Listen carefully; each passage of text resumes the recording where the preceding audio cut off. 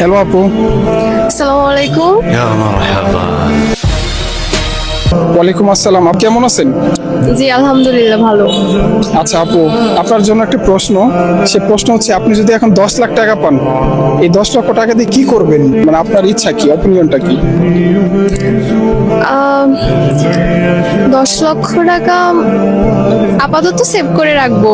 এরপর বিয়ের পরে হাজবেন্ডকে একটা গিফট দেবো আর কি।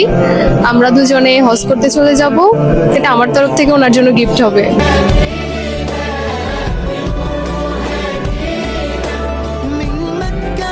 আচ্ছা, সবারই তো অন্যান্য ইচ্ছা থাকে, আপনারই কেন এই ইচ্ছাটা? সবার ইচ্ছা থাকলেও সবার হয়তো ওই সামর্থ্য থাকে না। এখন আল্লাহ যদি আমার সামনে ওই সামর্থ্যটা এনে দেয়, তাহলে আমি অবশ্যই সেটা পালন করব, এই জন্যই আর কি।